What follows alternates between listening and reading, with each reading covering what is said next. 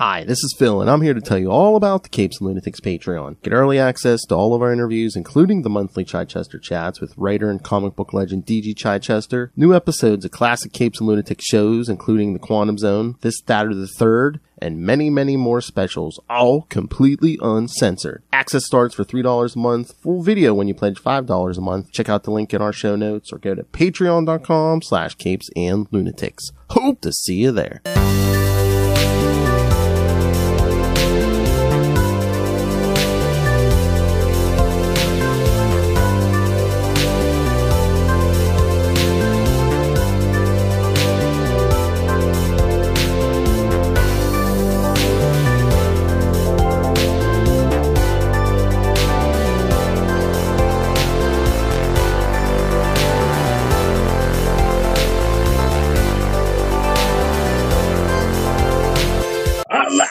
Me hearties, and welcome once again to Full Stream Ahead. I be your captain, Charlie, Professor Esser, and with me as always is me first mate and skinny rich friend. It's Mozz. Welcome, Mozz. Oh, welcome back to a galaxy far, far away. A galaxy of capes and lunatics, gods and monsters. A galaxy of apostates and Mandalorians, and finding our way.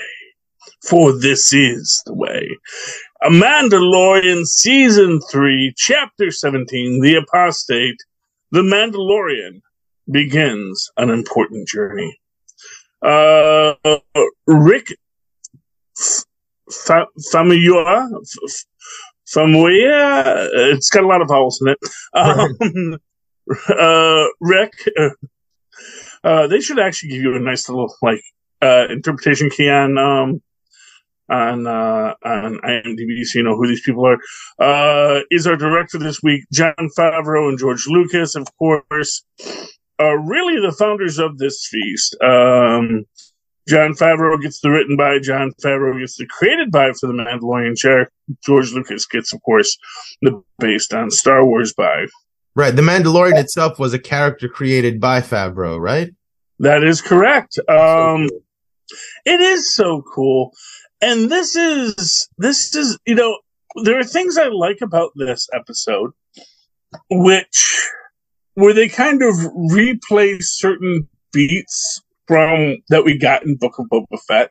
Because as you will recall, if you didn't watch Book of Boba Fett, you missed some important character growth for the Mandalorian, but they make sure to come back to it here. And what I think is a very interesting misdirect, as you watch the opening of this scene, which is the baptism of a Mandalorian, there is a part of you that very really, very honestly thinks this is a flashback to Din Djarin's actual baptism. It's not. It's just a kid who looks like him. Apparently, it's Jimmy Kimmel's kid. Oh no, sorry, right? Jimmy Kimmel's nephew. I'm sorry. Oh, that's cool. He's an actual nepo baby. Still good for him, you know.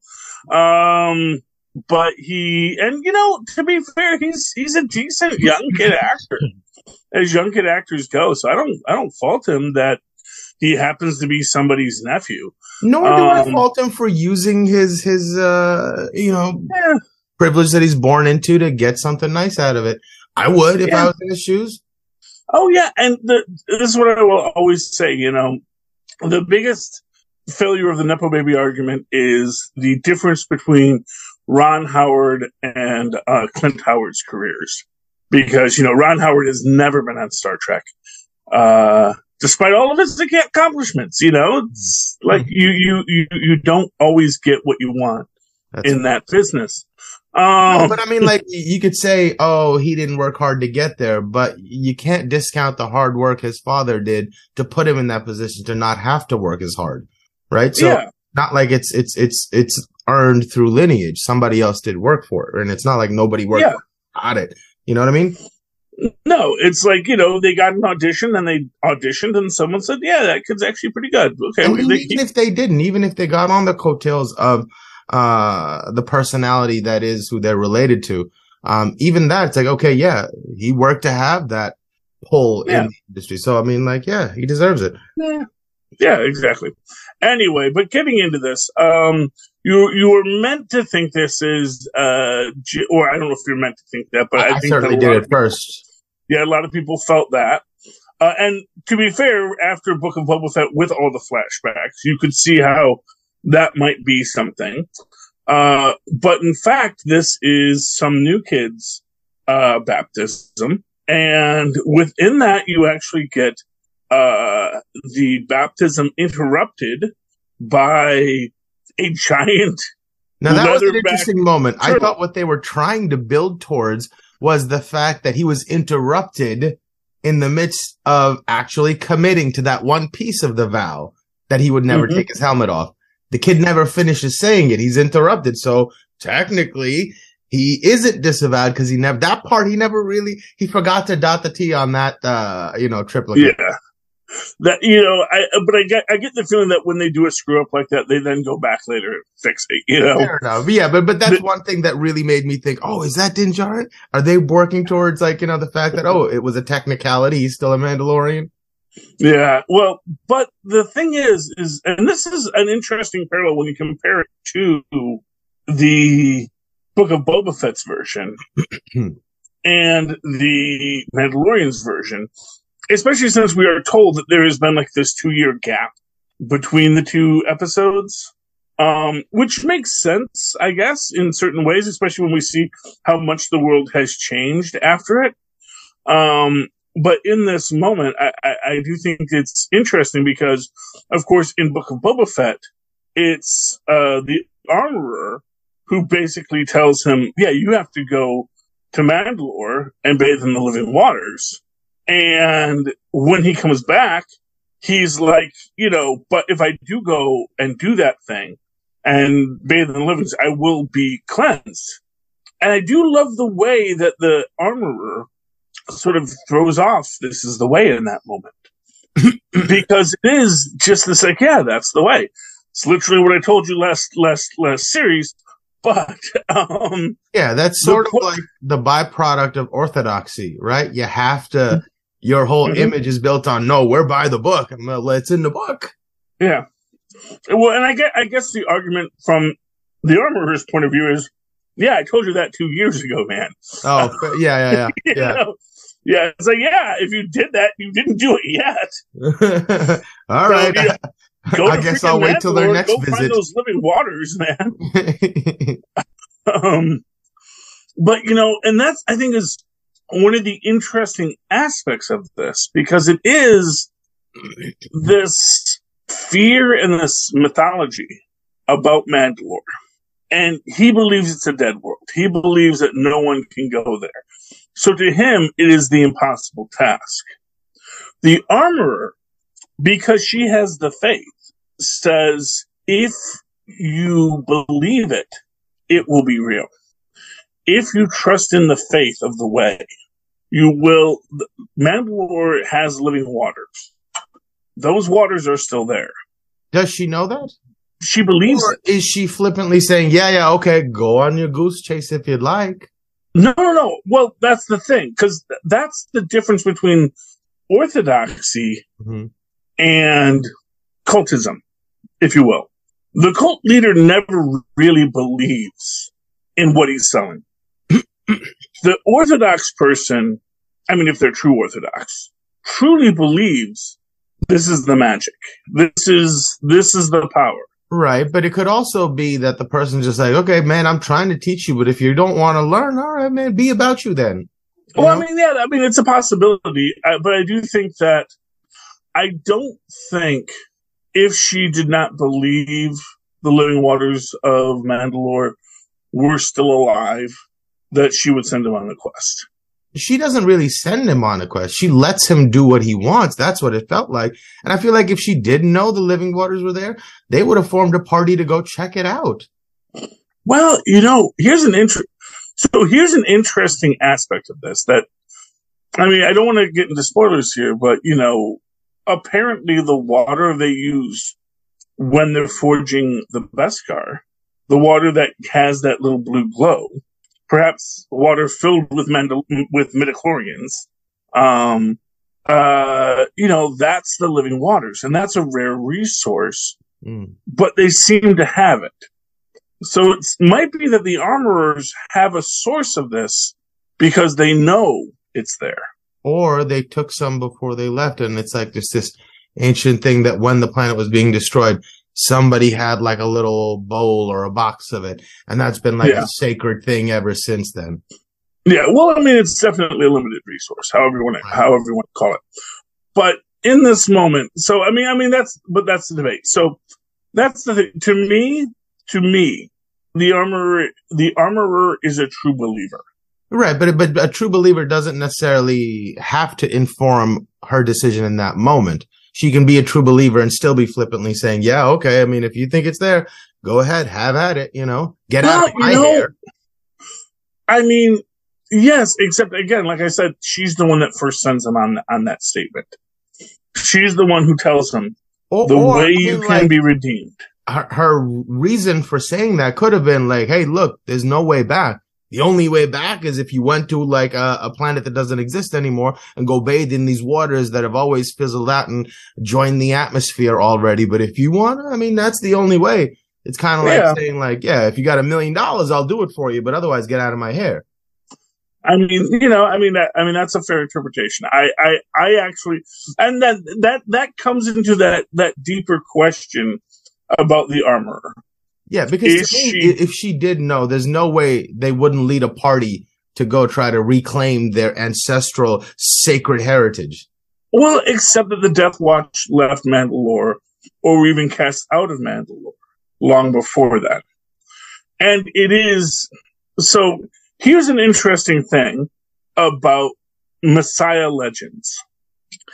And that there are those in certain orthodoxies who believe that returning to Israel before the return of the Messiah is a mistake, because it's making Israel be a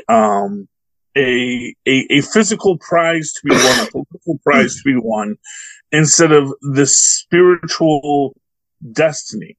Now, I have no comment on whether or not they're wrong or not, but that is something some people believe, and it could be that the armorer believes we can't return to Mandalore until the true leader of the Mandalorians arrives to take us there.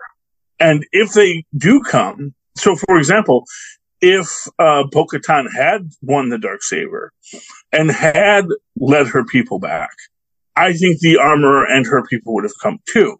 But because she didn't. Is the only evidence for that the parallel lines of thinking to current real religions? I mean, yeah, because you have to give fake religions the same value as real religions, because, it's okay. Because people are going to believe what people believe. Sure. So if you can find people who believe one thing, it's likely there'll be a parallel. I mean, here's the thing. We only have stories created from what we observe and believe. Right. I still think that's a leap that borrows too much from the outside world. It doesn't have enough that informs that viewpoint for me from the world itself. Mm-hmm. Well, and again, like I said, to me, it's just how the armorer seems to behave. Because at no point does the armorer say, so, as an example within all of this, the armorer only asks you, have you done this? And you could lie. The armorer relies on people's faith not to lie to her. And that's the thing. That's the real thing. Because she knows if you admit you did it, it's because you have faith. It's because you have faith in the way. And you know you can't lie. And because you can't lie, she knows you're worthy. You just have to grow into it. And it's like within everything that's happened, the armorer could have always, said, she could have given in Book of Boba Fett the Darksaber back to Jean Favreau's character. She could have said, no, he defeated you. Give him the Darksaber. Now it's yours. But she knew he's not the one to lead us back. All right. You know, I mean, that's the thing. She's manipulative. She's the boss of everything. But I do think that she actually has a spiritual path she's following. Yeah. Now, whether it's good or evil. I certainly agree that she has a spiritual path she's following. I just don't think it's that one. But I can see how you would, I can see the arguments that would lead you there. Yeah. I just fall in the I'd like to believe that there are people who have true faith. Yeah, but again, true faith doesn't necessarily have to be just this, right? She can still have true faith and not know that the waters still exist. No, she doesn't know. She believes. That's the thing. It's not about knowing. It's like, does heaven exist? I don't know. A lot of people believe it exists. I don't know if it exists, but many people have faith that heaven exists and base their life off of that idea. Right. I think what they're basing it on, the water was a small part of it. The idea is the creed, right? Their belief system, the things that they put barriers around. We don't do this. We do this. We always do this. It's those things that propel and drive them, in the world. And I think the water is a small part of it. So I don't think this is, like an indictment of their faith. Their faith is fine. I don't think this affects their faith much at all, or not. And I guess what I would argue is that the waters are a big part of it. And I think that the fact that they still have living waters of Mandalore suggests that, this is actually really central to who the Mandalores are. That this is something not, because, and again, even when we go into that initial ceremony, it's not in the living waters of Mandalore. It is just in water that they happen to be near. So what it shows to me is just like, the body of Christ and blah, blah, blah. It's not real. It's all a metaphor, right? So they've been generations without the waters. So I got to imagine that their philosophies have evolved to sort of adapt to the lack of this thing, and still feel like they're connected to something holy and sacred. Well, that's the thing, is some people have. So the night owls absolutely have. They have. If they're bathing and baptizing in regular water, right? That is a metaphor for what they used to have. So, so I think their view of their relationship to the faith has evolved since not having this thing.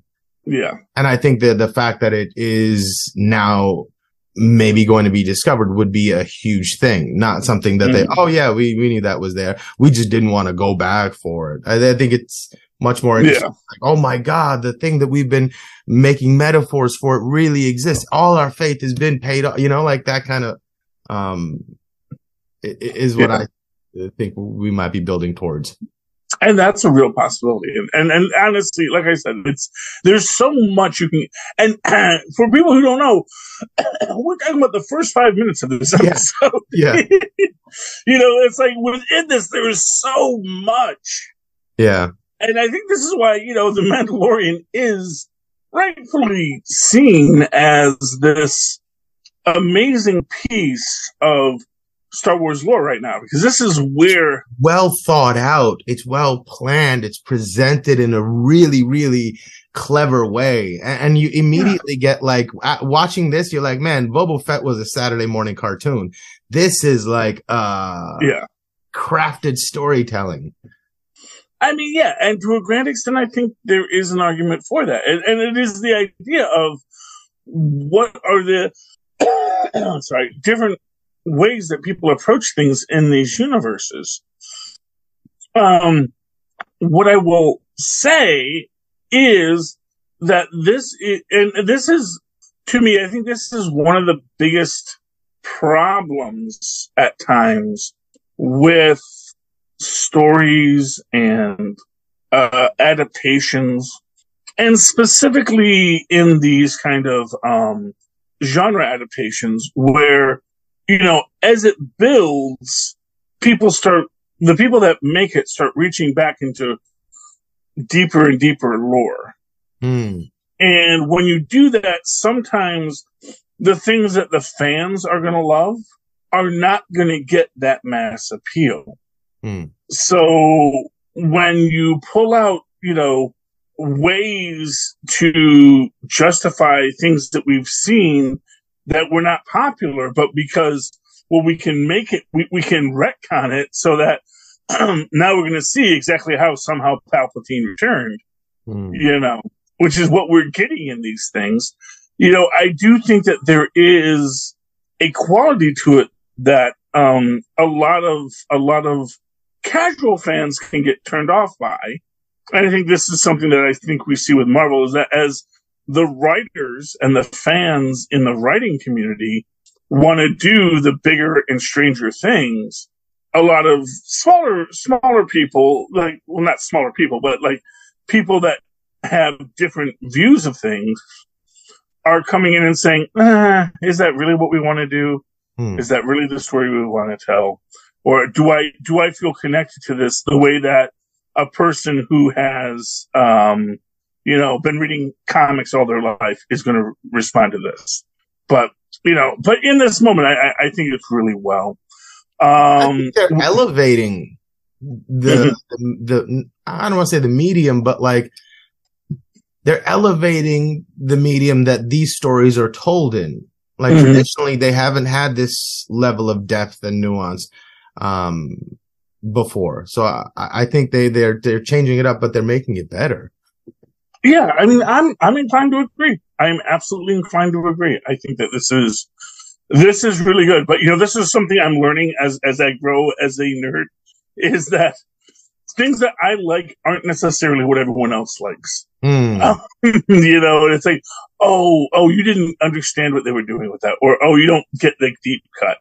And it's like, I always say, no, man, see, it's a super deep cut, and everyone's like, I don't know, not for me, dog. Yeah. But we do see, so he knows he has to go back to Mandalore. He goes to, of course, back to I'm forgetting the name, but where we meet his little mechanic friend. No. Before then, he has to go back to the first planet, the first desert planet, which was actually, fun fact, a volcanic planet, not a desert planet. Where we see, the guy who played Apollo Creed, blanking on his name all of a sudden. Right. The free society that doesn't want to be part of anything. Yes. That was Apollo Creed. You're right. Holy moly. Yeah. That's, oh man. Wow. Why is he not on the top cast here?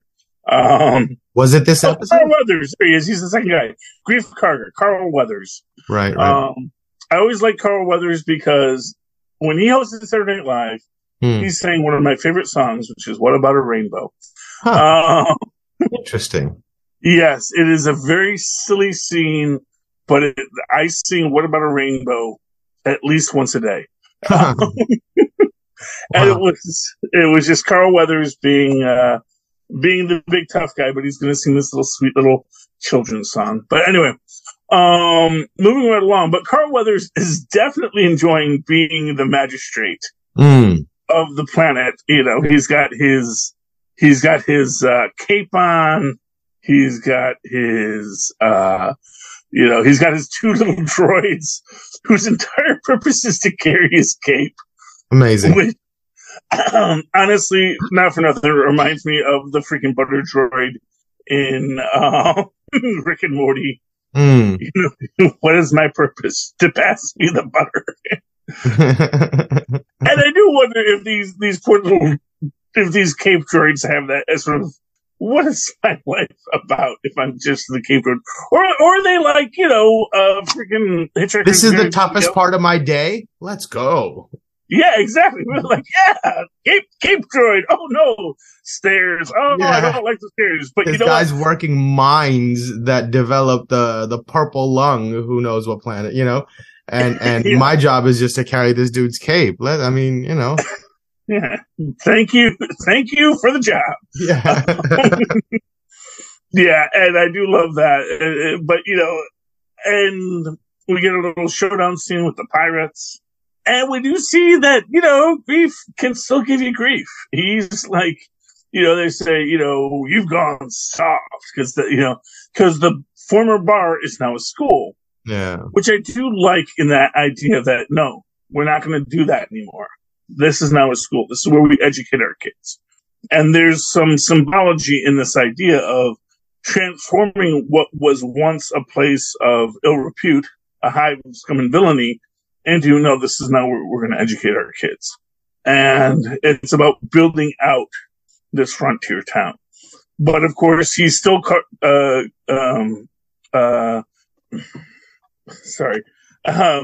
Grief Karga. And when they say he's gone soft, he shows his piece, because, you know, he's still packing. Mm. And you also see the Mandalorian stand up and say, you know, you might not be in the depth you think you are, pirate. Yeah, I mean, like, this is Beskar. You can see this is Beskar, right? Yeah. Well, no, but what I like is that Grief is the one who gets in the shots. Like the first couple of shots, he's like, you know, and he's doing white hat shots. He's like shooting the guns out of their hands. Yeah. Like, I'm not going to gun you down in my street because I know that's bad politically. But I will show you, I can shoot the gun out of your hand. And I want you to think about what else I could shoot if I was a less nice person. Right. You know? And then, of course, Mando just shoots him down because that's what he's there for. He's also, and of course, Grief is also there to try and recruit Mando to be his marshal. And again, this is interesting in the idea, which is the idea of, you know, it's about temptation from the past.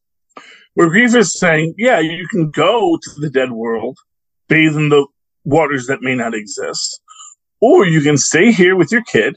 We'll give you a nice place right near the hot springs. And you can take your helmet off whenever you want. If that's what you want, if you want to keep your helmet on, hey, we don't judge. That's true too, yeah. You know? I mean, really, that's the thing about it, is like, they're willing to adapt to him because they need a good marshal. I mean, clearly Grief can handle himself, but he knows, you know. If he's constantly doing that, who's going to make the decisions? Mm-hmm. And he wants to sit in his office and wear his cape. He likes the cape, you know. He's got his and a society, you know, being run that well and keeping the bad element out takes some planning and some work, and somebody's got to do the thinking part too.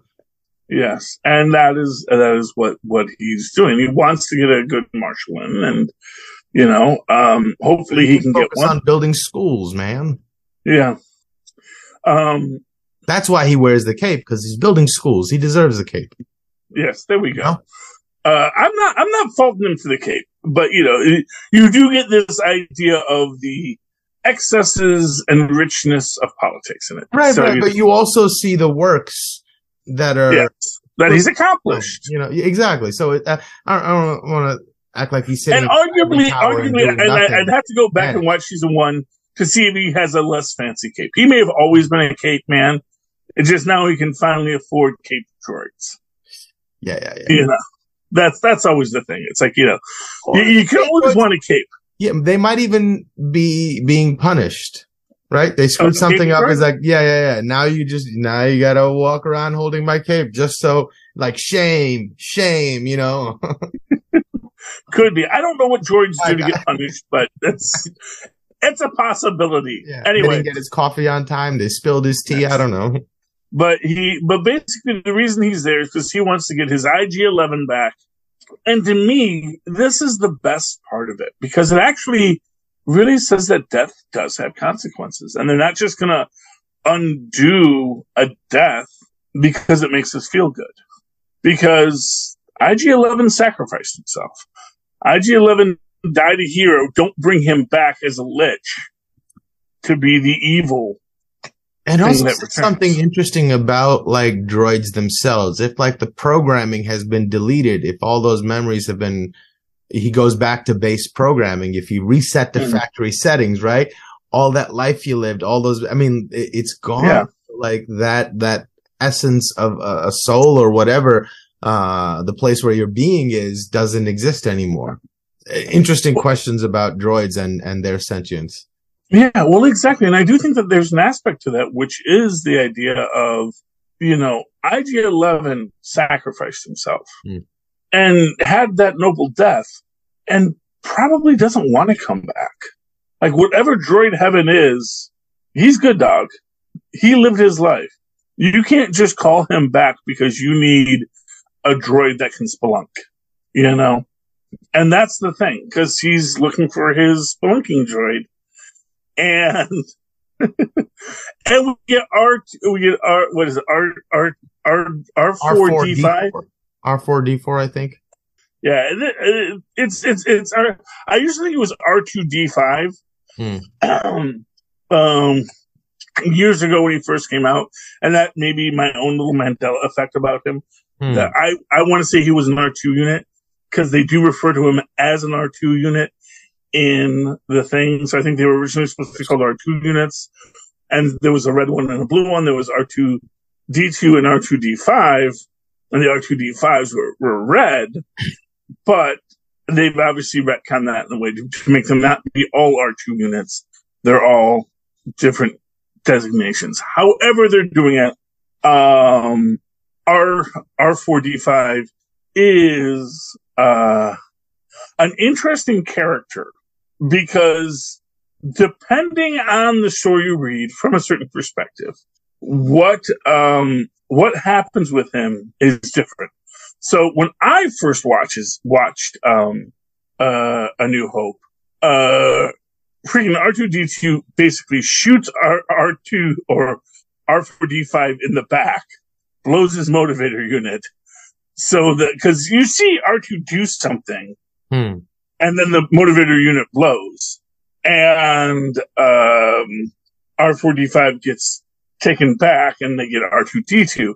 In other subsequent stories, they've said that basically R4D5 blows his own motivator unit so that R2D2 can be bought to go with Luke, because the two droids talk. He says, "Look, I need to go with the Skywalker kid because this is important. This helps the story.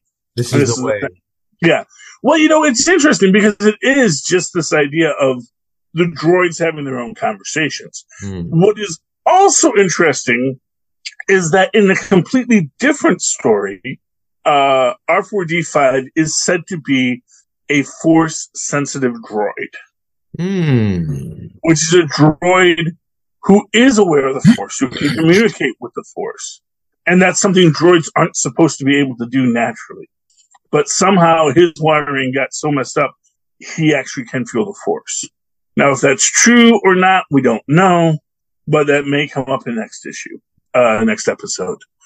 If there is like a field of neutrinos and perturbations in that field are what the Force is, perhaps he has some sort of, fancy infrared imaging technology that they don't know about, that through some happy accident was switched to that particular wavelength, and he can see the Force. That would be interesting. It would be interesting. And for what it's worth, I actually think there's some aspects of his character that feed into that. Specifically, the fact that he's scared all the time, apparently. Because it's like he's getting data that no droid is supposed to get. And that's an interesting concept. It's like, if you could suddenly see things that other people couldn't see, people would probably think you're crazy. Yeah, or he could have PTSD. Yeah, although, exactly what he has PTSD from is debatable, unless he's getting everyone else's PTSD. Because if he is Force sensitive and he's just feeling everyone else's trauma, he could be processing it that way. He's an empath robot.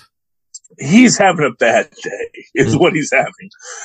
He does not want to go with the Mandalorian, although they talk him into it when they give him an oil bath, because oil bath, am I right? It's like a back to them, right? Exactly. It is literally a back to tank, because you actually even see he's got like wounds and burns on him. He comes out of it and he's like, he's off the factory floor, Right. I wonder if it's like these new age polymer 3D printers that like has like a tub of goo that the structure emerges out of, just because like electrical impulses are taking like little moments inside the liquid and hardening them as it extrudes it. Yeah, I mean, here's what I will say. Sure, why not? But also, yeah, that makes perfect sense. I mean, not for nothing, it could be like electroplating, where it goes into the solution, and the solution, through various chemical reactions, sort of coats it and rebuilds it and makes it look like very nice. Mechanical stem cells, right? Exactly. Anyway, so that happens, and we go to Mandalore this episode, don't we? Do we? No. Or no? It's hard to remember exactly what happens each episode when we're 3 episodes in. I'm actually debating if we get R2D5 in this or not, because actually now I'm looking, I'm not seeing. No, actually, you know what? Now that I think about it, no. This is the one. Sorry, we're actually getting into episode 2. In this one, this is where he actually goes and speaks with Bo-Katan. Bo-Katan, yeah. And this is where she's selling him. And it's interesting, the differences between what the differences these years make. Yeah. Because in the second season, she was just saying, we're going to return to Mandalore, and he's saying it's awful. And in the first one, that's right. Because now remember, this one is the one that ends on the pirates. So, sorry guys, we gave you some spoilers for the next episode in this. But in this moment, he goes to Bo-Katan. Bo-Katan basically says, when I didn't come back with a dark saber, all of my followers left me. Which again shows the weight of that dark saber, that this thing that everyone is looking at as the mark of how you be the Messiah. Which even shows that, yes, a lot of Mandalorians feel, if you are not the chosen one to take us back, you're not the chosen one to take us back. Yeah. And that's what it comes down to. It's like, you can say you're the chosen one, and we can believe you're the chosen one, and you can do all these things for us to be the chosen one. But if you don't have the saber, I don't think you're the chosen one. That clearly there's something, that clearly there's a lot of Mandalorians that believe in the magic. And to be fair, this is a magical this is a magical galaxy. So that belief in that is real. And Bo-Katan is just alone in her castle with her one protocol droid. Which is in its own way super sad. Yeah. It's like Batman and Alfred, and it's like, Bruce Wayne just with this one old dude that just takes care of him. Yeah. And it's like, in its own way, it's kind of sad, Bruce. Yeah, but at least he's out there fighting crime. She's just brooding. Yeah, really. Well, you know what? She needs an orphan. Right. That's really what it comes down to, is she needs an orphan. Right.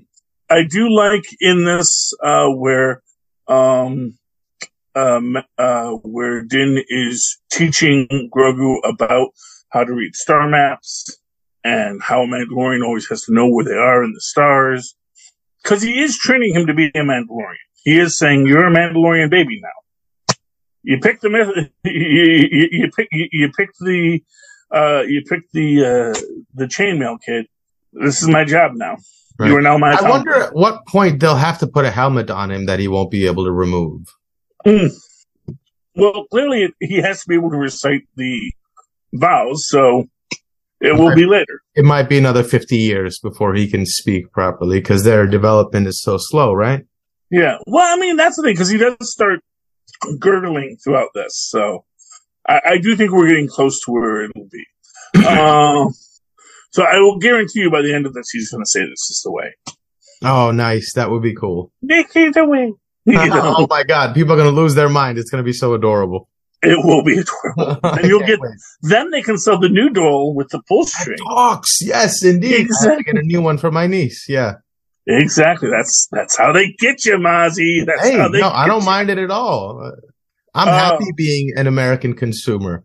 Yes, well, because like Grief Karfa, you like to live in a place where the streets are paved and there's not pirates everywhere. Yeah. I like Xboxes. Exactly. Who doesn't? I want a cape droid. Indeed. Bring on the future, man. I love it. But anyway, okay. Moving right along. This does end with, of course, I'm going to be honest with you, based on how this episode ends and how it begins the next time, with this cliffhanger of we had a beautiful battle, and I got to say this: the asteroid belt battle is awesome, and I do like just how, if you are a Mandalorian and trained from a very young age to just be a warrior, how outmatched how outmatched every gunslinger and pirate that came to it later really is. And that's what gets me about that moment with Grief Karga. Like, you see, that's Beskar. That's a freaking Mandalorian. What are you doing posturing up against a Mandalorian? You're all gonna die. What is wrong with you? Well, see, they think that they're just showing off to Grief. They think we can take Grief. He's an old man.